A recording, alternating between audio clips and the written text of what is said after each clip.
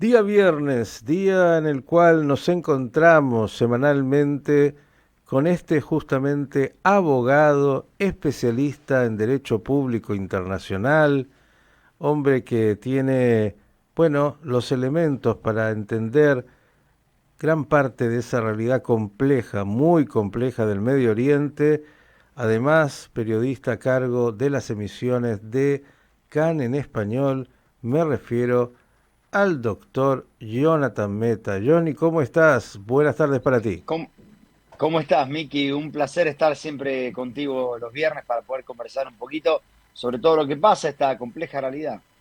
Bien, en esta compleja realidad yo le voy ahora a tirar el pie para que usted analice y además pueda contarnos un poquito lo que se está ahí percibiendo. Me parece que semana a semana, ya varias, hace un mes, no sé, más, venimos diciendo, bueno, ya está el acuerdo con Hamas de cese al fuego y lo que significa en términos de los secuestrados y la ansiedad y el dolor de la sociedad israelí queriendo recibir de vuelta a sus seres queridos. Pero me parece, querido doctor, y acá es donde lo quiero llevar, que tenemos que cambiar por ahí nuestra lógica y entrar en la lógica del jamás, que no es nuestra lógica y que en realidad ellos desde el primer momento ya antes saben que peor es mejor. Y Qatar, que es el padre de la criatura, en realidad juega a esto, a ganar tiempo, a hacerse el distraído y jamás maneja los hilos como quiere, más allá de lo que Israel diga cuando acepta condiciones o no. Estamos hablando de otra lógica, una lógica del Hamas que de hecho no le ha preocupado que mueran miles de palestinos, entre más muertos mejor, más instalado el tema palestino, más Francias de turno dicen que un Estado palestino que no sabemos dónde ni cómo ya lo van a reconocer. Digo, tal vez estamos equivocando la lógica con la cual leemos la situación. Le paso la pelota. Es bueno el planteo. A ver, jamás es una organización terrorista y a nadie le debería sorprender, por ejemplo, que prefiera que mueran los gazatíes en nombre de la causa, ¿no? O sea, jamás no va. Sí, No, y que mueran ellos mismos. Hay que ver claro. la cantidad de eliminados. Viste, todos los días Israel, eliminado, eliminado. De esos miles, miles han sido miembros del Hamas. Digo, a ellos no les preocupa demasiado. Su lógica es otra. Y creo que a veces nos equivocamos por nuestro pensamiento occidental de que todo se negocia. Y ya había una vieja enseñanza de que negociar con terroristas era un error porque finalmente no piensan con la lógica de la negociación occidental. Digo, retrotrayéndonos a la historia y también a la historia reciente, el 7 de octubre y lo que vino a posteriori. Ellos no están demasiado preocupados de que pase una semana más, otra semana más, de que los secuestrados estén 600 y algo de días en condiciones inhumanas, ellos también la están. Digo, parecería que cuando vemos que se frustra y se frustra y se frustra, e incluso supuestamente los actores, y acá también en el escenario, ¿no? Que tendrían algún tipo de poder sobre el Hamas, por ejemplo Qatar, que ha sido el gran financista de todo esto, uno dice, ¿y a qué estamos jugando? ¿No estamos jugando a un partido que en realidad es una ficción? Siga. El tema es, insisto, jamás no nos debería sorprender que elija la tierra o la política por sobre la vida de su propio pueblo. Porque al fin y al cabo es una organización terrorista que siempre las organizaciones extremistas van a terminar escogiendo la ideología por sobre la vida humana. Y acá quiero decir dos cosas. La primera, lo que está pasando en las negociaciones ahora es que jamás está tratando de maximizar la cantidad de logros que ellos pueden conseguir. Ellos entienden que el mundo hoy mira a Israel con una cara como diciéndole es hora de terminar la guerra. Cuando digo el mundo no me refiero nada más que a Macron. Me refiero a Trump particularmente, que está muy interesado en que termine esta guerra, y ellos están tratando de maximizar los logros, digamos, en estas negociaciones. Ahora, dicho esto, quiero decir otra cosa, y es muy duro decirlo, y es muy duro también reconocerlo. Pero Israel durante esta guerra también demostró que en muchas cuestiones tuvo este interés ideológico por sobre la vida humana. Muchas de los dichos que escuchamos de Israel en el último tiempo mostraron que era más importante conquistar la franja de Gaza que recuperar a los secuestrados. Y en el día de anteayer nos encontramos con una Knesset que hizo durante toda esta guerra, y esto hay que entenderlo, durante toda esta guerra la Knesset hizo dos sesiones declarativas, solamente dos. ¿Qué son declarativas? Donde se hace una declaración de la Knesset, no necesariamente se legisla algo. Y estas dos sesiones declarativas fueron una para no reconocer a los reconocimientos unilaterales del Estado palestino por parte de países europeos, dos, para reconocer el derecho natural de Israel a Judea y Samaria. Y lo cierto es que nunca se hizo una declaración declarativa en la Knesset diciendo que vuelvan los secuestrados y que el gobierno haga todo para traerlos, aunque sea declarativa. Creo que lo que estamos viendo en las negociaciones por los secuestrados, lo que estamos viendo en las negociaciones por la guerra de Gaza, son dos partes que hasta ahora no estaban interesadas en un acuerdo, y creo que ahora las dos están muy interesadas en un acuerdo, las dos saben que el acuerdo es inminente, la información que yo tengo también es que el acuerdo es casi que inminente, y muy probablemente las dos están tratando de sacar la máxima cantidad de logros posibles de este acuerdo porque saben que no queda mucho más tiempo para negociar. Ahora, jamás como organización terrorista prefiere la ideología por sobre la vida humana. Cuando a veces Israel se maneja de esa forma, y cuando hablo de Israel no hablo del Estado, hablo de este gobierno, creo que también hay que saber marcarlo. Decir o declarar el derecho el derecho a la tierra de Judea y Samaria como algo que va a ayudar, que esto lo dijo Yuri Edelstein, el nuevo héroe de la izquierda, ¿no? Que es lo que va a ayudar a traer de vuelta a los secuestrados, es elegir la tierra por sobre la vida. Y a mí me habían dicho que los valores con los que se creó el Estado de Israel eran valores que ponían a la vida por sobre todo, y creo que tenemos que volver a eso. Bien, un tema. Yo quiero seguir escuchándolo de que va a haber cese al fuego, aunque parecería pasan las semanas y no está para nada claro esto, y más allá de cómo se negocia en el Medio Oriente, que eso también creo que es una tarea de aprendizaje mucho más compleja, ni hablar de lo que es negociar con una organización terrorista, con todo lo que eso significa, como usted dijo, con una ideología que pretende, bueno, como lo dice abiertamente, ¿no? La eliminación del Estado de Israel. Digo, hay que entender que estamos hablando de otras cosas, y a veces esto no es solamente té y simpatía, sino que el otro tiene una cabeza muy distinta. Lo estamos viendo, quiero hacer una extrapolación nada más, ¿no? Si usted ha visto ahí en Siria cómo han masacrado, pero de una manera espantosa, a los drusos.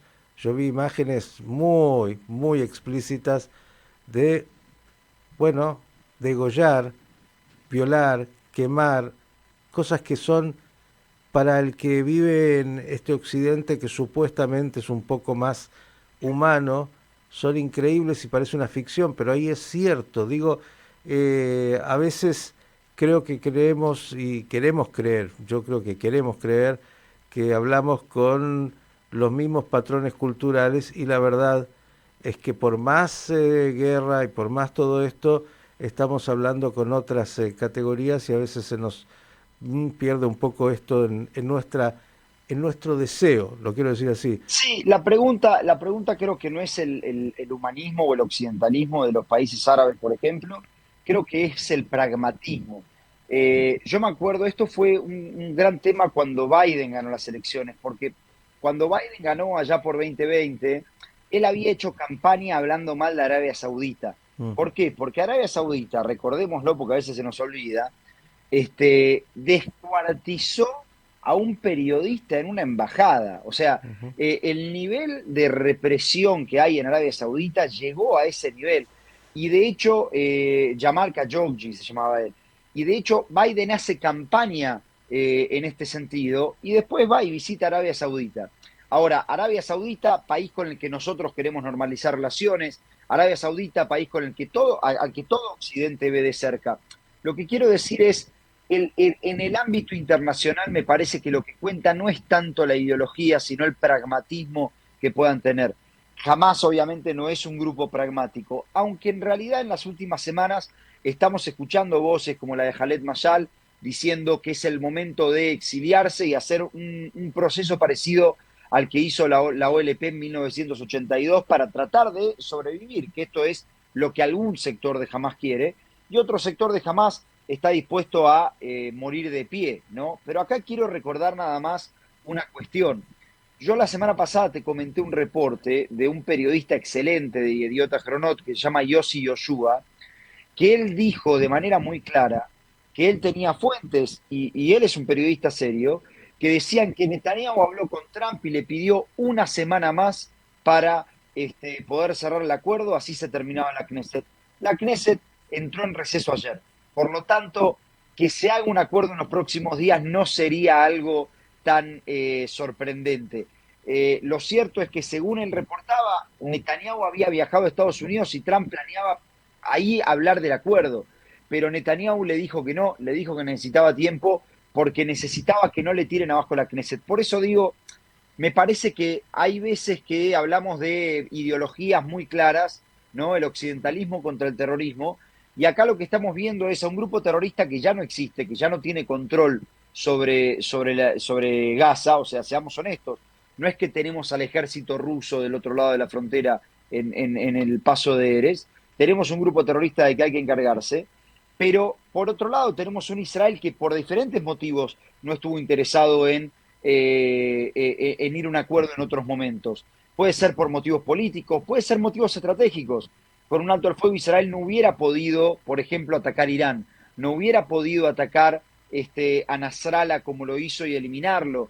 Hay muchas cuestiones estratégicas que se dieron también producto de que no se fue un alto al fuego, y ahí es donde yo digo, creo que hay que ver hasta dónde Israel no eligió la tierra por sobre la vida. Y eso a mí me preocupa. Y yo quiero nada más agregar una cosita. En el día de ayer yo escuché a mucha gente diciendo, miren, lo que pasó en la Knesset en realidad no significa nada, esto de haber declarado el derecho histórico de Israel a Judea y Samaria. Y voy a decir algo, no es verdad, significa mucho. En 20 años hubo un movimiento que supo moverse muy bien, valga la redundancia, para que algo que era loco de decir, algo que no tenía ningún sentido, hoy sea parte de la conversación legítima. Anteayer el gobierno aprobó esta declaración, pero no deja clara muchas cosas. Por ejemplo, ¿qué hacemos con los millones de palestinos que viven en Judea y Samaria? ¿Queremos expulsarlos por su propia voluntad, como dicen en Gaza también?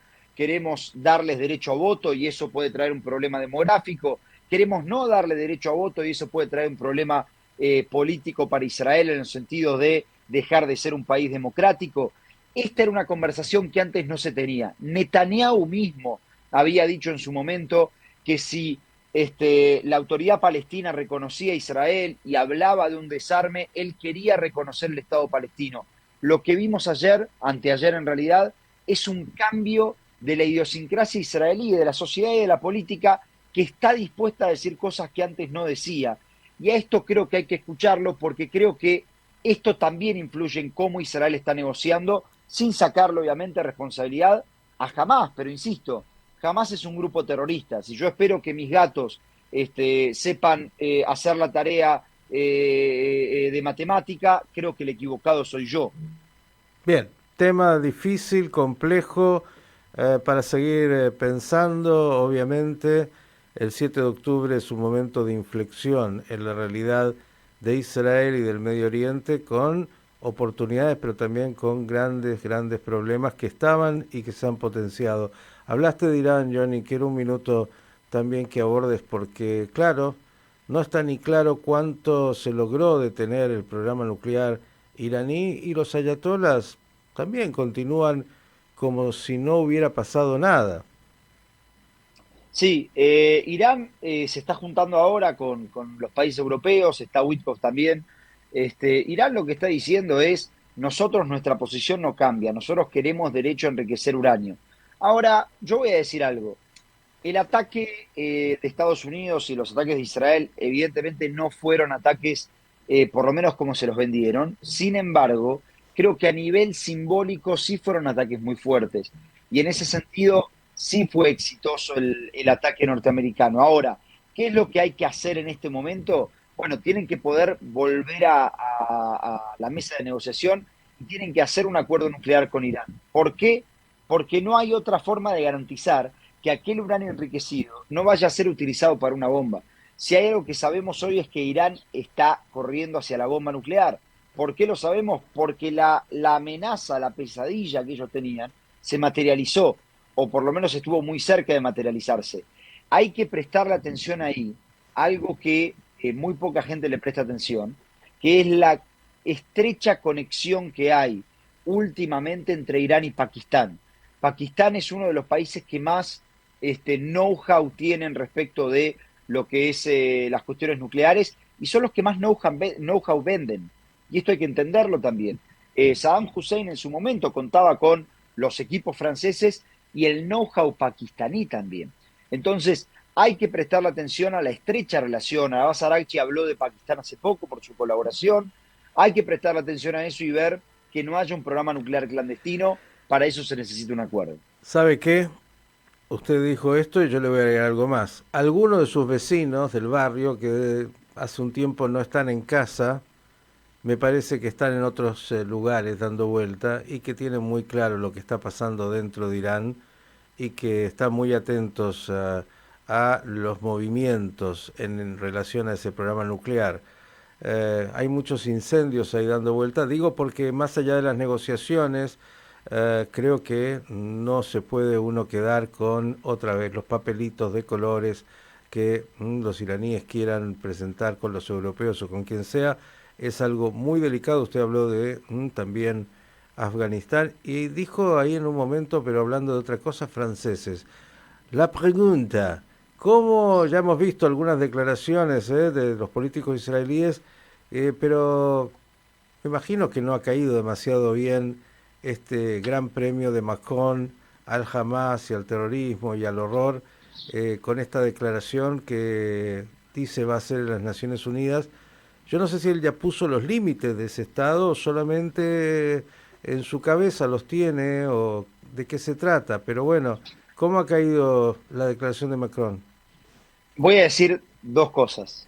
Por cómo cayó y por los límites y todas las especificaciones, voy a decir lo siguiente. La declaración de Macron es igual de buena o igual de mala que la declaración de la Knesset de Israel diciendo que tiene derecho histórico a Judea y Samaria. En el caso de Judea y Samaria no sabemos qué vamos a hacer con los palestinos, si van a poder votar, si van a ser considerados ciudadanos. Bueno, en el caso de la declaración francesa, no sabemos cuáles son los límites, quiénes son sus habitantes, quién es su liderazgo. ¿Cómo cayó? Cayó mal, pero es increíble que los que se quejan hayan hecho hace poco una declaración unilateral de la Knesset diciendo que hay un derecho histórico a Judea y Samaria y que hay que trabajar para su anexión. O sea, me parece que hay que, desde nuestro lugar, tenemos que tratar de alejarnos de a veces cierto partidismo, de a Israel le cayó mal y lo que hace Macron está mal, pero hay que también observar, Israel está haciendo lo mismo. Pero tiene Sí, una pequeña diferencia, mi querido doctor Meta. Uno, más allá de que el derecho histórico, en realidad, si uno va a la historia, podría decir que Israel lo tiene por razones históricas. En segundo término, Israel administra esos territorios de una manera que está ahí en una situación híbrida, por decirlo así, pero desde la guerra del 67 y que, bueno, en esos territorios administra lo que significa la realidad con leyes militares, pero las administra al fin. Digo, hay algo concreto. Esto otro es una enunciación que lo único que hace es, bueno, estimular y decir, aplaudimos la gran acción del Hamas del 7 del 10, que ha logrado volver a poner el Estado palestino como el gran tema y nosotros acompañamos esa visión de que el Estado palestino tiene que conformarse. No da soluciones, no dice, como usted dijo, dónde van a ser los límites, si es un Estado palestino que va a estar, ¿dónde? ¿En Gaza? ¿O va a estar en Judea y Samaria? ¿O en parte? ¿O si va a ser Jordania, que en realidad es el Estado palestino que se fundó en el 48 o antes? Digo, me parece que Macron, en lugar de traer luz, trae confusión. Sí, acá quiero decir otra cosa. En Judea y Samaria hoy lo que hay es una ocupación militar donde la autoridad es el ministro de Defensa de Israel. Ujú. Lo que dijo Israel fue que va a aplicar la ley israelí, la ley civil israelí. Por lo tanto, tampoco trae mucha claridad. Lo que quiero decir es, las declaraciones unilaterales evidentemente no nos llevan a ningún lado, ni las de Macron, ni las de la Knesset de Israel, a eso me refiero. Ahora, dicho esto, y por eso digo cómo cayó lo de Macron, y de igual forma que cayó la inmadurez de Macron, lo inmaduro de Macron y lo irresponsable, creo que se traducen igual de responsable de la Knesset de Israel. Ahora, dicho esto, yo no creo personalmente, y acá cada uno puede tener su idea, pero no creo que la creación del Estado palestino sea necesariamente un premio para Hamás, mucho menos si quien lo lidera es la autoridad palestina, que es justamente el enemigo de Hamás. Me parece que la creación del Estado palestino puede llegar a ser, si es que Israel participara de esto, puede llegar a ser una garantía para la seguridad de todo Israel. Y acá me parece que hay que marcar una cosa que se dijo mucho en la Knesset en el día de la declaración esta, que lo dijo Gilad Karib, por ejemplo. El hecho de que nosotros tengamos el derecho a la libre autodeterminación no implica que nadie más lo tenga. Creo que los palestinos podrían tener su Estado y si Israel actuar activamente para negociar cuáles son las condiciones de ese Estado, tal como lo había planteado Netanyahu en su momento, ¿no? Un Estado desmilitarizado, un Estado con fronteras claras, con un liderazgo fuerte, que reconozca de manera irrevocable la existencia del Estado de Israel a su lado, creo que podría ser una garantía para la seguridad del Estado de Israel y podría ser un golpe de muerte para las organizaciones terroristas. Entonces, yo personalmente no lo califico la creación del Estado palestino como un premio para Hamás. Sí creo que los reconocimientos unilaterales, tanto de Israel como de Francia, son acciones irresponsables que no nos llevan a nada. Bien, vamos finalmente a lo importante en un minuto. Ya se viene Shabbat. ¿Cocinó? Todavía no he cocinado, tengo que reconocerlo, pero hoy estuve de plomero arreglando la ducha, así que cumplí. Ah, no, muy bien. Un gran marido, si sabe resolver eso y además tiene por delante cocinar, pero ¿qué más le pueden pedir? ¿Ya sabe por lo menos qué quiere cocinar? La verdad que no, tengo que ver qué hay en la heladera, pero seguramente algo fresco, está haciendo mucho calor y es muy difícil algo caliente en este momento. Sí, me contaron, ¿no? Algo así como 38, 39, como para que se sienta que están en verano. Exactamente. Para que ustedes lo piensen, mi idea sería ir a pasar el día a la playa, y que todos los que están del otro lado del hemisferio se mueran de envidia. Sí, claro, pero broncese mucho porque el sol ahí debe estar muy picante, así que a cuidarse. Doctor Meta, como siempre, el agradecimiento, el placer, lo vamos a seguir escuchando en las emisiones diarias de CAN y muchos temas. Veremos si Yossi Yoshua, usted me dijo, este periodista, bueno, tenía buena información y finalmente algo se puede concretar o seguimos dando vueltas en la calecita ya a esta altura. Me parece que todos, israelíes, y el mundo está un poco agotado del tiempo que pasa y pasa sin llegar a un cese al fuego y a una realidad distinta. Abrazo, Shabbat Shalom, Jodesh Tov y gracias. Shabbat Shalom para vos y para toda la audiencia, Miki. El doctor Jonathan Meta con nosotros, en este panorama de noticias de Israel, síntesis de alguna manera de esta semana.